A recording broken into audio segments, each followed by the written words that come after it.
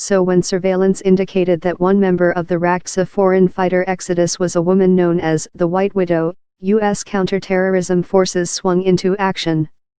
Sally Ann Jones was a middle-aged Briton and former punk rocker whose prowess in recruiting British fighters and attempts to inspire attacks on her homeland were local legend. Jones had been married to Junaid Hussain, also a Briton, an accomplished hacker who had risen to head ISIS's cyber operations, and was one of Britain's most wanted terrorists before he was killed in a U.S. drone strike in 2015. Somewhere along the Syria-Iraq border last June, the scream of another Hellfire missile rent the sky, and U.S. intelligence officials informed their counterparts in Britain's security services that Sally Ann Jones had met the same violent end as her late husband. Tragically, her 12-year-old son, Jojo, was also believed to have been killed in the blast. But ISIS leader Abu Bakr al-Baghdadi's dark vision also included the seeds of its own destruction. His medieval caliphate was far from the promised Islamist paradise, and its circus of beheadings, torture and sexual enslavement steeled the will of the civilized world against it, and gave the coalition a known address to target. Continuing terror attacks directed or inspired by ISIS led to an unprecedented level of intelligence sharing among partners in the anti-ISIS coalition. Largely as a result, a majority of foreign fighters met the same fate as Junaid Hussain and Sally Ann Jones. Safe haven is always high on the list of a terrorist organization's sources of strength, and ISIS exercising state-like dominion over much of the territory of Iraq and Syria, with all its economic and energy resources, was in many ways the ultimate safe haven. That was incredibly dangerous from a counterterrorism perspective, Nicholas Rasmussen, director of the National Counterterrorism Center, said in an exclusive interview with Newspulse News.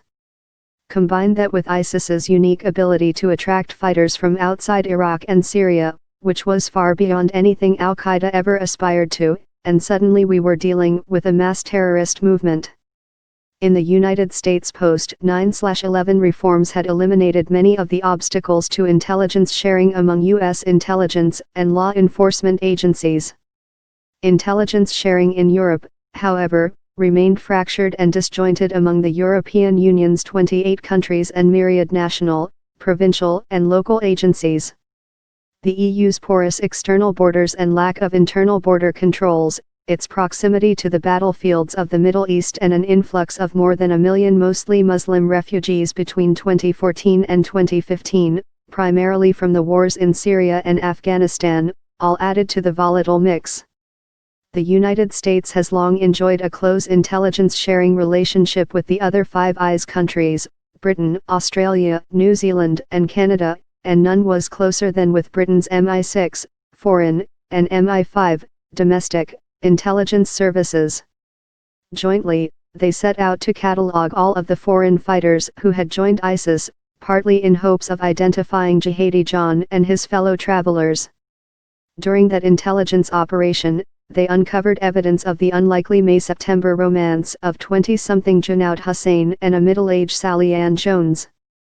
A Birmingham-born hacker of Pakistani descent, Hussain was already on the radar of Britain's MI5.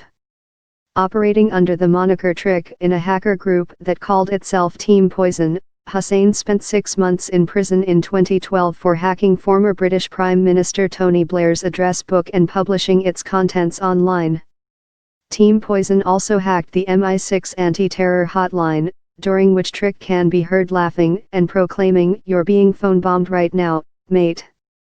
In 2013, Hussain jumped bail and fled to Syria to join ISIS, but not before starting a torrid romance with Jones, a mother of 2 from Kent who dabbled in witchcraft.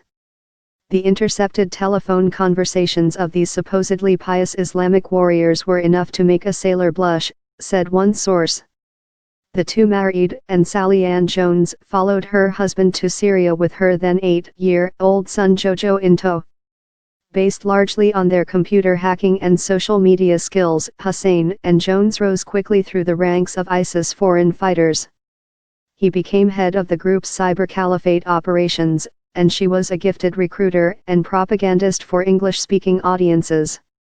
According to intelligence sources, Junaid hacked into the computer system of U.S. Central Command, and published on jihadi websites the names and addresses of U.S. service members living overseas as part of a doxing attack.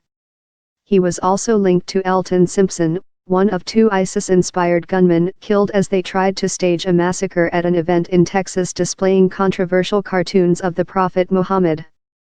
For her part, Jones recruited women to ISIS by extolling the virtues of the caliphate and its fearsome warriors, and sought to inspire lone wolf attacks in Britain.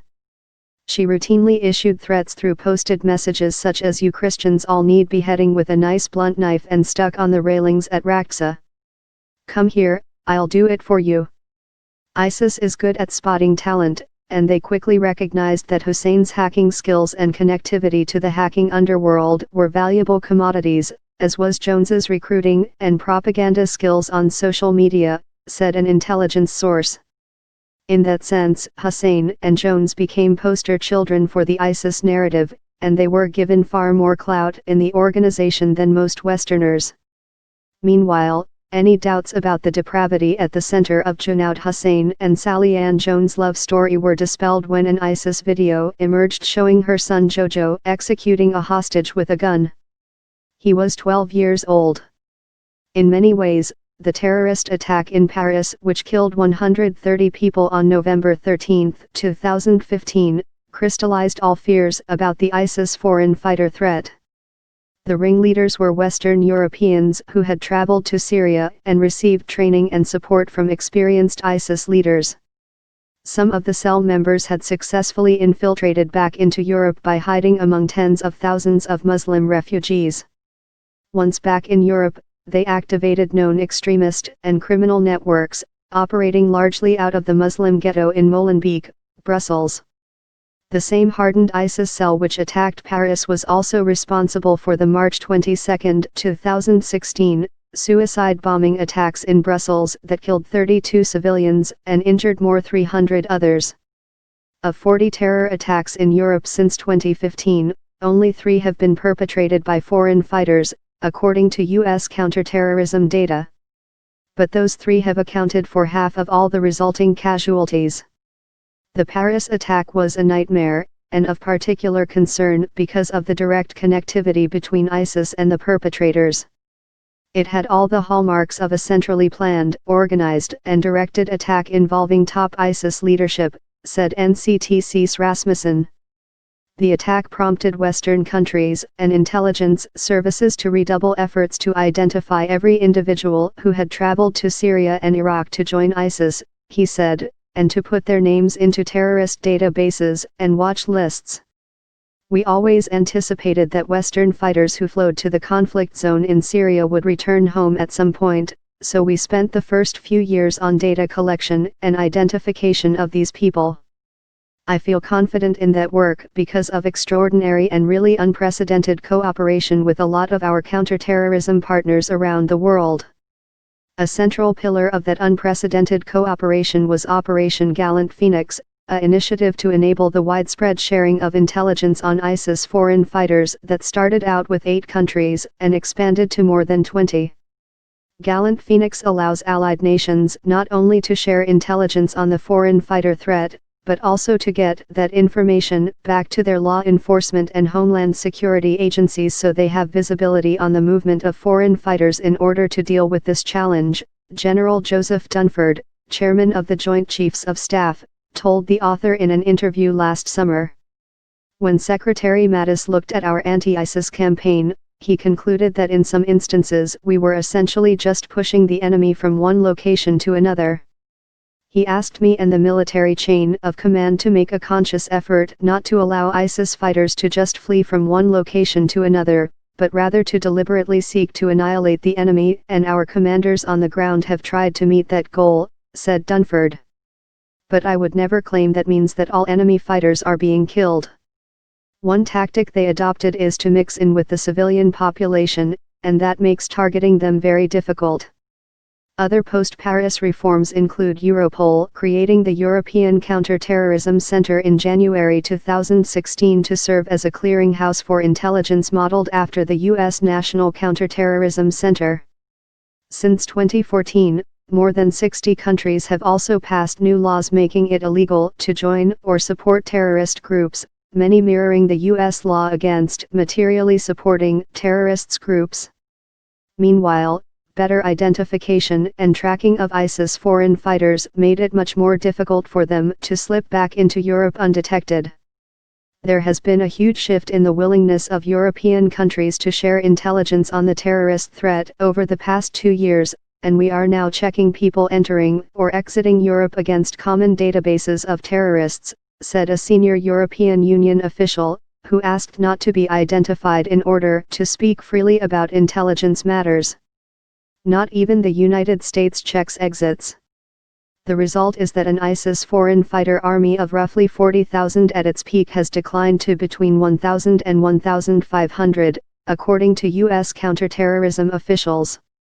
More than 20 ISIS leaders have been successfully targeted, including Abu Mohammed al-Adnani, the senior ISIS spokesman who is believed to have authorized the terror attacks in Paris and Brussels, killed in Aleppo in September 2016. Prominent foreign fighters caught in that lethal dragnet include Jihadi John, the British militant and executioner whose real name was Mohammed Emwazi, killed in a drone strike in November 2015, and Hussain and his wife, Sally Ann Jones. Her son is believed to have been killed with her. We take the threat ISIS's British fighters will return as the group's territory is squeezed very seriously, and we have plans to make sure those who do return are arrested. The numbers are small, but very important, Amber Rudd, the British Home Secretary, told the author at a recent event sponsored by the Washington think tank New America.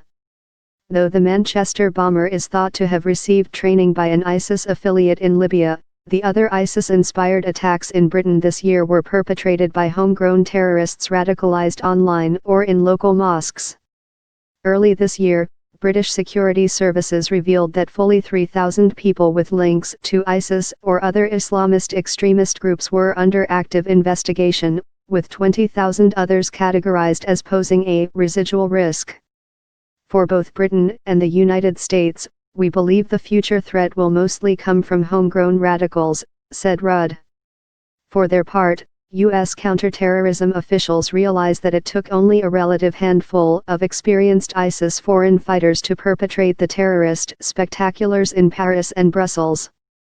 Of the more than 1,000 foreign fighters they now estimate will return to the West, how many will possess the skills and networking contacts of an Abdelhamid Aboud, the Belgian who masterminded the Paris attacks? How many will embody the commitment to a nihilistic cause of a Sally Ann Jones, who turned her own young child into an unwitting executioner and human shield? As the Washington Post recently reported, hundreds of female immigrants to the Islamic State are now seeking to return to their native countries with their children, raising fears of another wave of terror attacks. That operation left a bitter aftertaste, because a lot of us hoped to somehow get Jojo out of Syria alive, said an intelligence source. I have a big issue with a parent who would not only drag their young child into the perverse world of the Islamic State, but also let someone put a gun in his hand and turn him into an executioner.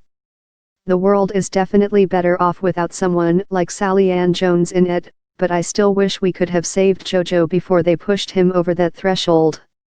James Kitfield is a senior fellow at the Center for the Study of the Presidency and Congress.